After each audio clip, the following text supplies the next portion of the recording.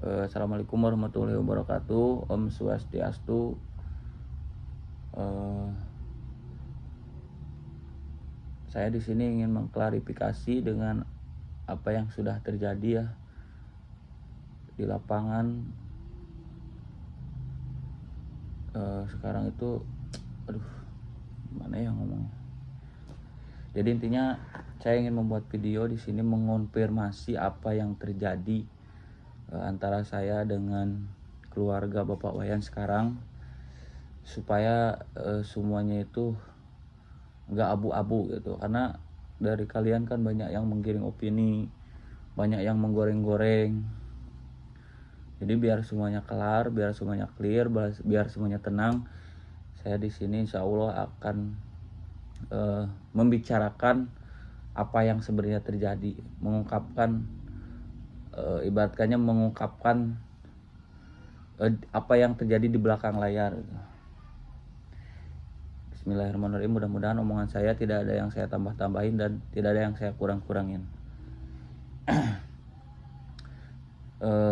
Untuk supaya semuanya sinkron mungkin ya, supaya balance, mungkin di sini aku mau flashback dulu ke belakang. Apa itu ASFman gitu, kenapa bisa bikin akun TikTok ASFman. Jadi sebelum aku bikin akun TikTok ASFman, sebenarnya aku itu basicnya itu emang udah konten kreator. Channel YouTubeku pada saat itu 550.000 dan yang satu lagi kisaran 29.000. Nah untuk channel ASFman-nya sendiri itu baru gitu untuk akun TikToknya. Kalau untuk akun YouTube itu udah ada duluan gitu. Nah, singkat cerita, saya berangkat ke Bali. Saya ketemu sama Anggi karena saya bekerja di salah satu perusahaan dan kalian juga udah tahu. Karena kan saya punya naluri sebagai content creator, pada saat itu iseng aja gitu. Gi, gue mau bikin akun TikTok, tapi kontennya tentang kita berdua gitu, tentang kegiatan kita bekerja gitu. Terus kata si Anggi, ya udah bikin aja, karena dia juga kan udah punya akun TikTok gitu. Dan aku juga sebenarnya udah punya akun TikTok gitu, followerku lumayan lah, di atas 50.000. Cuman udah gak jalan. Akhirnya singkat cerita, akhirnya saya bikin, karena pada saat itu saya pengen menjadi sosok anonim di akun itu. Saya nanya sama Anggi, ini namanya apa yang bagus gitu. Terus dia ngasih saran, kasih nama ASFman. Dan akhirnya saya bikin, saya upload 1-2 konten, dan pada saat itu mungkin Tuhan memberi jalan ya. Dari situ akhirnya TikTok kita, video kita langsung FYP gitu, langsung viral. Nah, singkat cerita, kita singkat-singkat aja ya biar gak terlalu panjang. Singkat cerita, kita memutuskan untuk resign di tempat kerja itu dan untuk fokus ke ASFman. Dengan catatan kita membuat kesepakatan ASFman itu akan dijadikan ibaratkannya PT lah gitu, untuk mencari nafkah buat kita gitu. Nah, awalnya tuh aku berdua aja gitu sama Anggi. Nah, habis itu kita berangkat ke notaris, hitam di atas putih. Dan untuk sistemnya sendiri itu aku ngajuin 50-50 gitu. Anggi 50%, aku 50% gitu. Nah, pada saat itu di luar modal bikin konten gitu, kayak misalkan editor, kreatif tim kreatif, kameramen, itu pokoknya di luar job desk itu kita 50-50% gitu. Jadi profitnya itu 50-50%. Dan akhirnya berjalan dengan lancar, semuanya udah sepakat. Dikarenakan masih merintis, belum ada modal, kameramen sama konsep, terus ngehandle endorsan, itu semua aku yang pegang job desknya gitu. Kameramen pegang kalau misalkan ada endorsan, siapa yang bikin konsep, itu semuanya aku gitu. Dan termasuk dengan brandingan gitu, itu emang aku semua yang konsep gitu. Karena pada dasarnya aku ini kan udah punya istri, sudah menikah gitu. Nah makanya aku tuh pengen ngebedain hidup pribadiku sama karakter ASF Man itu. Jadi si ASF Man itu aku bikin fiksi. Dia itu karakter di luar pribadiku gitu. Dan itu kita udah sepakat gitu. Karakternya kayak gimana itu udah aku omongin ke Anggi gitu. Itu tuh kayak pure aja entertain gitu. Tidak ada melibatkan perasaan apapun gitu. Oke, dan jalan dan aku pun dikarenakan aku ngelihat potensinya bagus ya. Pada saat itu di TikTok juga selalu FYP, akhirnya aku all in. Aku memutuskan buat pindah ke Bali. Sebenarnya awalnya tuh gak ada niatan buat pindah ke Bali.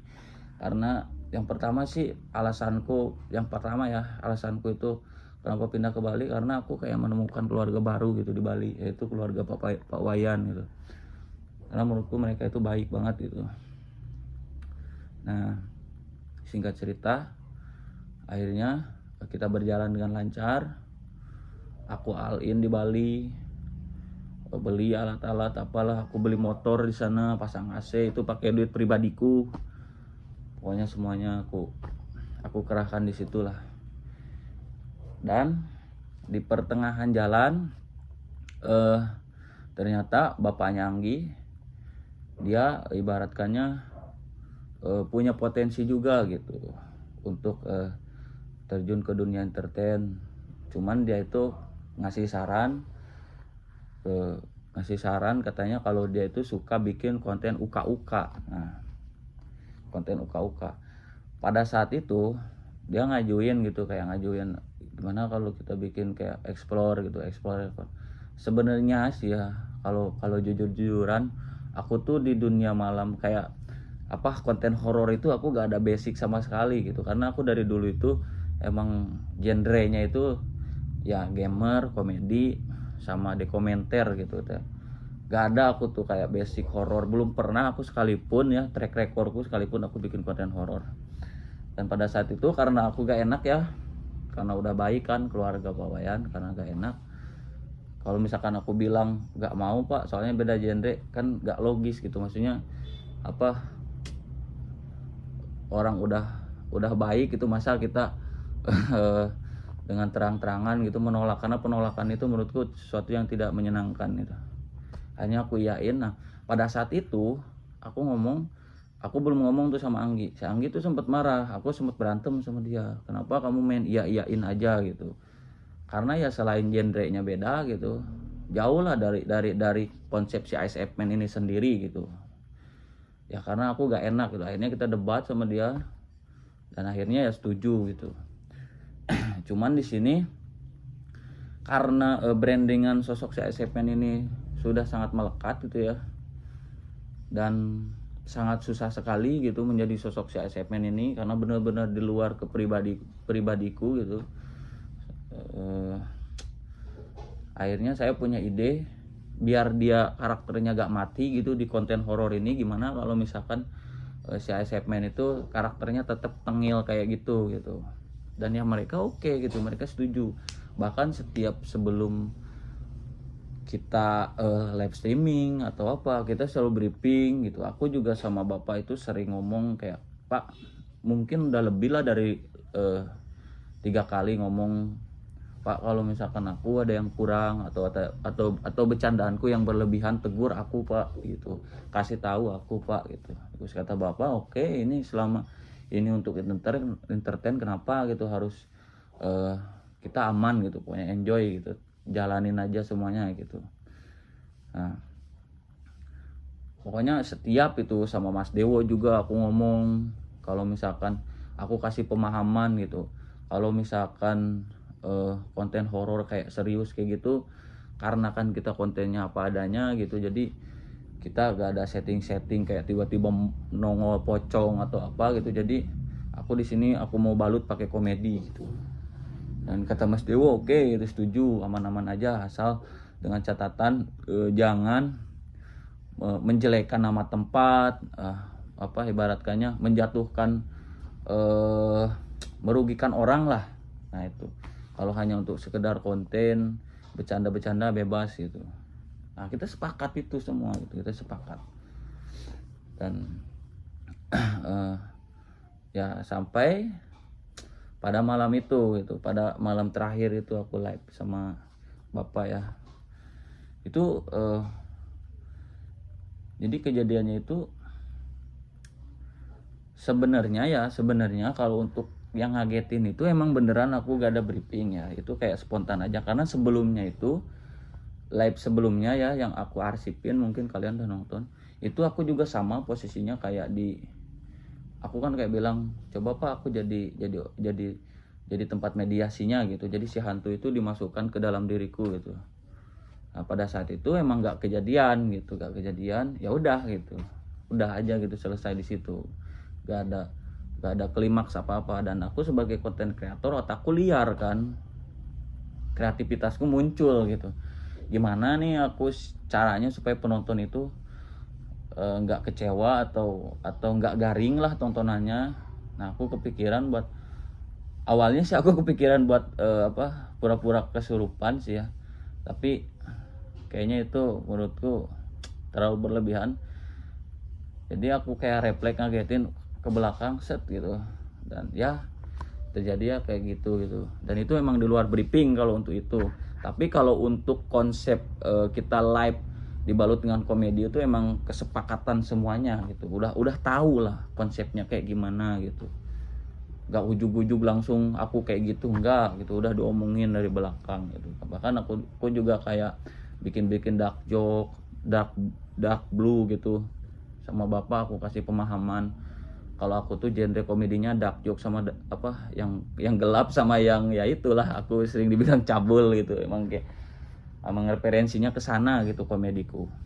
Dan ya setelah itu aku sih sebenarnya udah ngerasa sih ya, pas aku ngagetin itu aku udah ngerasa wah kayaknya aku nih berlebihan gitu ya.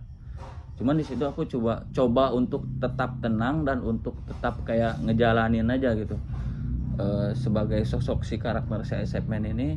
Karena ya pada saat itu emang lagi live dan sampai 4.000 yang nonton gitu. Terima kasih buat kalian yang selalu hadir gitu ya.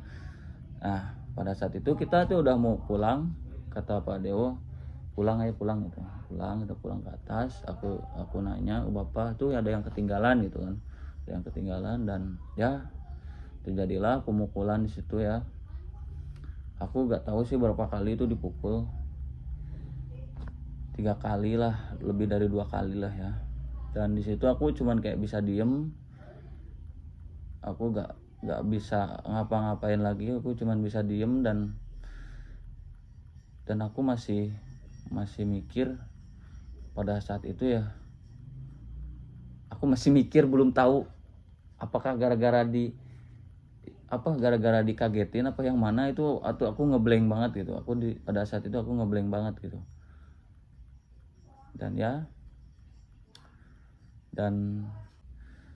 ya itulah terjadi.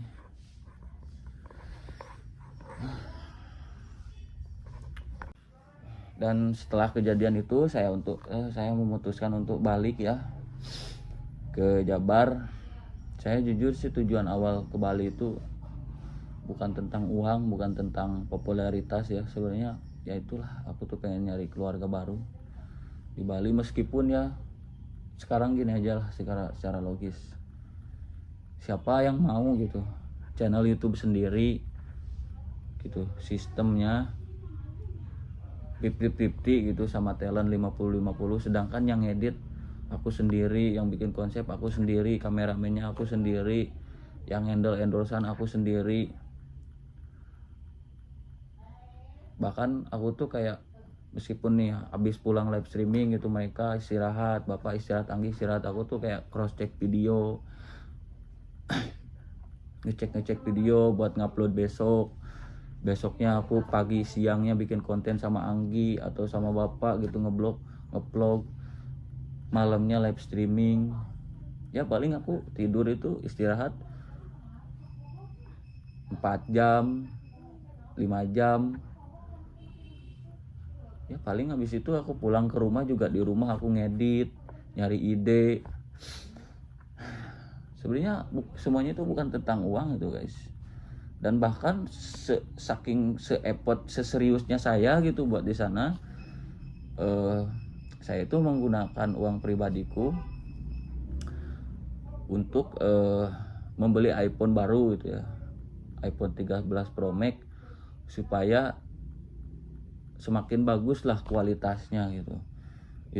Itu pure uang pribadi saya, karena AdSense itu belum masuk sepeser pun gitu, belum masuk sepeser pun. Dan untuk kajian yang sekarang itu nanti aku liatin segini masuknya. Aku tuh beli iPhone itu 24 juta kurang lebih ya, itu pakai duit pribadiku sendiri. Dan aku di sana beli motor, beli AC apa habis lah kurang lebih ya 10 juta tuh. Dan dengan kejadian ini sangat disayangkan sih. Gak tahu juga aku kedepannya mau jadinya gimana sekarang. Dan ya makanya itu aku gitu kayak sempat ngambil endorsan dari slot gitu. Aku ambil endorsan ya karena emang nggak ada sama sekali buat modal gitu. Karena itu tuh sistemnya kita langsung bagi dua gitu sama bapak. Dan kayak ada uang tengah gitu, misalkan kita dapat misalkan dapat 3 juta, yang 1 juta buat kita makan, yang 1 jutanya buat modal konten. Itu sistemnya kayak gitu untuk sistem ya. Jadi ya mungkin itu ya. Tapi di sini saya sangat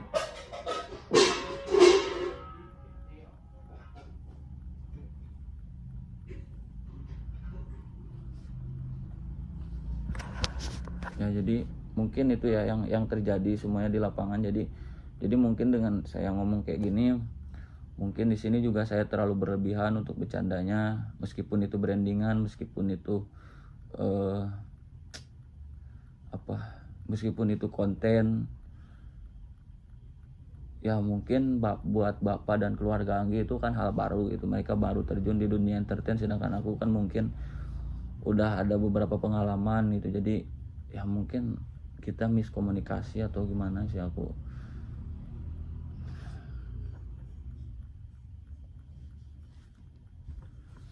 Oke, jadi dengan